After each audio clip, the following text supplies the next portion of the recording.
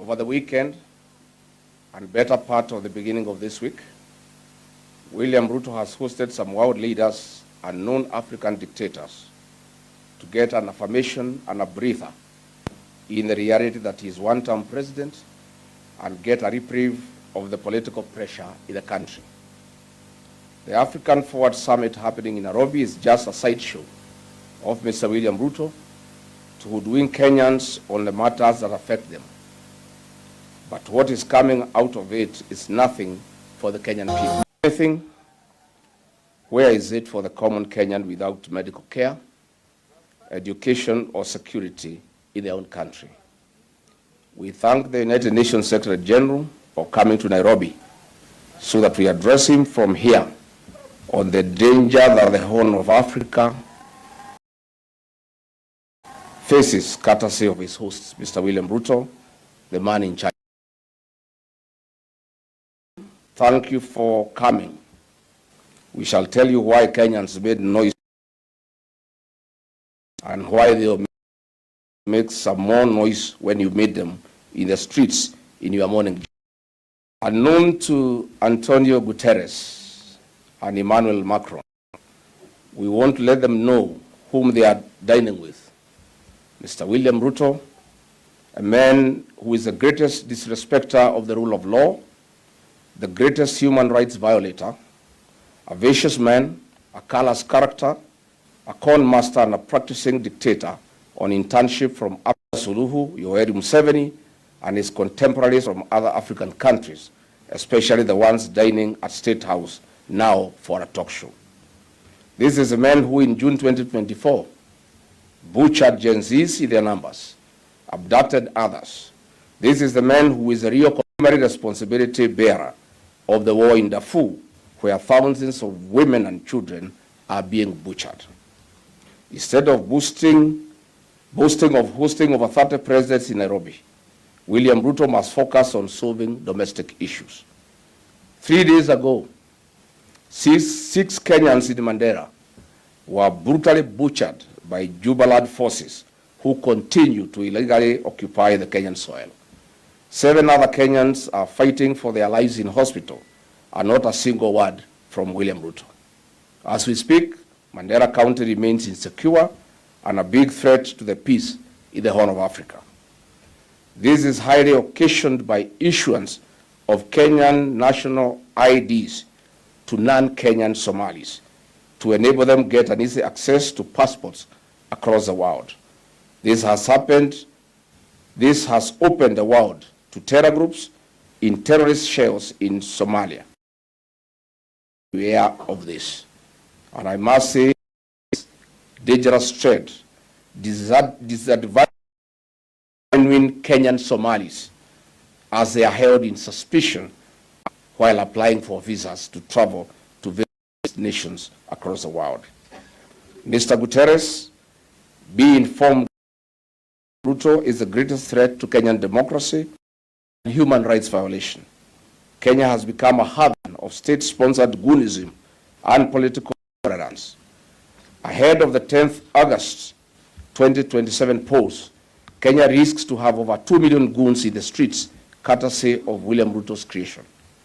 Kenya risks the Haiti route.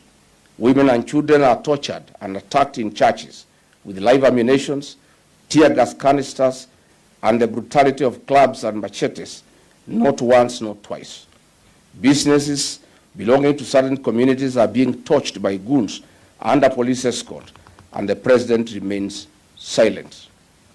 Mr. William Ruto is, in a mischievous way, creating electoral fear and voter suppression. Kenya risks slipping into anarchy. Might William Ruto be tempted to rig elections that he is about to lose? We urge the world, and especially the UN Secretary General, that the actions and omissions of President William Ruto ahead of 2027 polls. Mr. Antonio Guterres, Kenya has become a global hub for abductions, human trafficking, an international drug superhighway, an international drug destination. Foreigners and asylum seekers in Kenya have no peace. At least 50 foreign nationals have been abducted, tortured, or killed on Kenyan soil over the two categories: transnational targeting asylum seekers and political and terrorist-related kidnappings in specific high-risk regions. On the transnational repression and asylum seekers, the government of President has colluded with foreign governments to seize political dissidents and asylum seekers. For instance, in October 2024, 7 Turkish asylum seekers were abducted in Nairobi in a mafia-style and brutally tortured. 4 were forcibly returned to Turkey, despite international criticism regarding the principle of non-refoulement.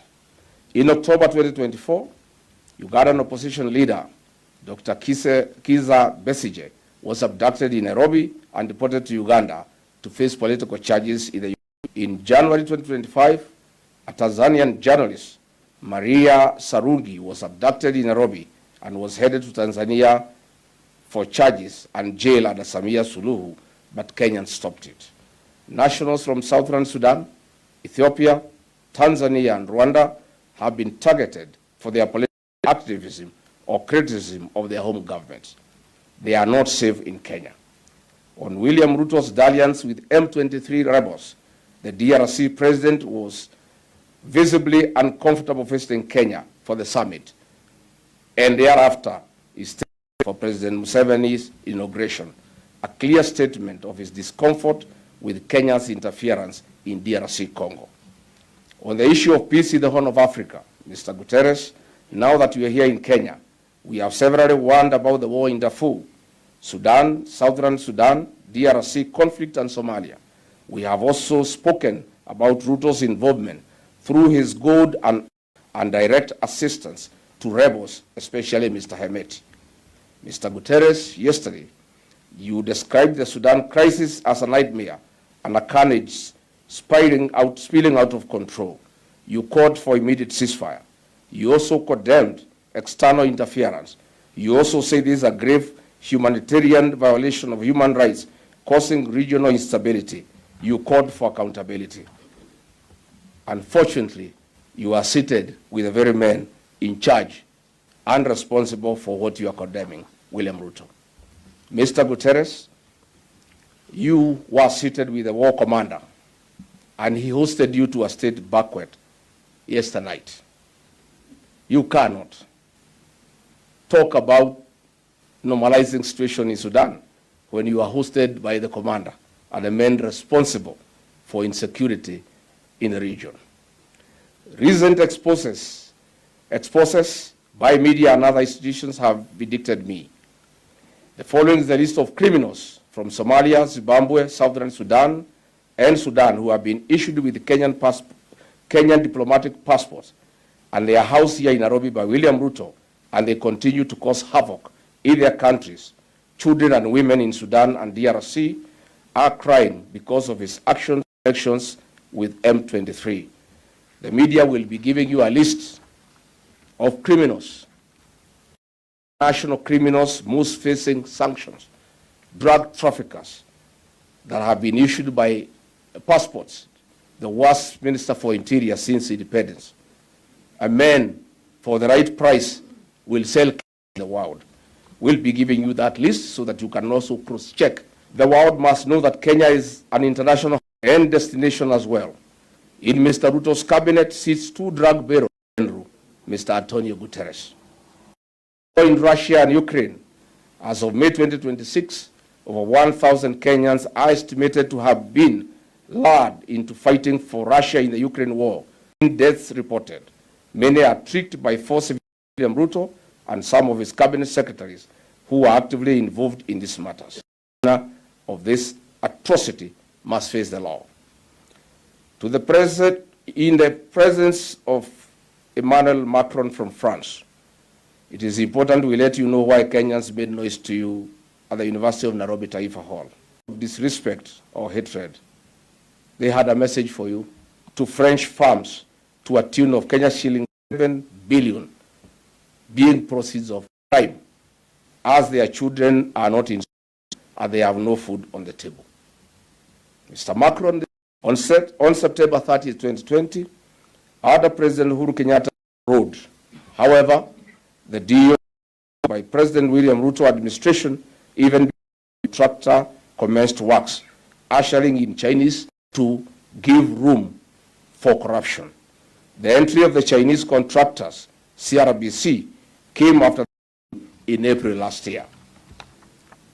Based on reports emerging in May 2026, the Auditor General has flagged of approximately 7.3 billion Kenya shillings from the fuel levy intended for road maintenance to pay French firms for the cancellation of the Rironi-Mau Summit toll road contract. Mr. Macron, your French firms had a contract of 150 billion for a bigger scope, 200 billion on a smaller scope, creating a 50 billion fund for corruption by William Ruto and the Chinese contractors. But your biggest interest and the reason why your French firms accepted cancellation of the Rironi-Mau Summit was to get 7 billion shillings without doing anything at all. Mr. Macron, you are an accomplice in the 7 billion Kenya shillings theft from the people of Kenya. That is the money you have actually come to negotiate, not the summit that you are attending. Kenyans, this is a message Kenyans was passing to you yesterday. Kenyans are asking you not to leave our borders with this money. We needed to pay school fees. Mr. Macron, if Kenyans the children of Meru County risk missing going to school because is demanding 64 million shillings from the county administration. This is Mr. Ruto knows about this hotel more than enough. He informed that the military pact that you signed with Mr. Ruto in 2025 on defense cooperation has caused the construction of the Rironi-Mau Summit because Mr. William Ruto wants delivered to him in cash. But the CRBC are demanding the contract first before they give the money, and William Ruto is demanding the money before he gives the contract. What is Macron trying to do? Is trying to raid the former colonies of the United Kingdom and Portugal. That is why you've seen Emmanuel Macron in Luanda, in Angola. You've seen Emmanuel Macron in South Africa, and you've seen Emmanuel Macron very present in Kenya, which is going to host the Francafrique meeting. What is Francafrique meeting? The first Francafrique meeting was held in 1973. If you ask the French, they'll say it is the then president of Niger, Hamani Diori, who asked for the meeting. But the truth was that it was the then French Prime Minister Georges Pompidou who asked for the meeting, and the meeting was held in Paris. And the whole idea was that the French wanted to keep their former colonies under their economic check. Beautiful people, please take a look at this video. This was Macron today in Kenya. Look at what he did. I want you to pay a great attention to this video, please. Dirty. So then. Already? You're not waiting your turn. Excuse me, everybody. Hey.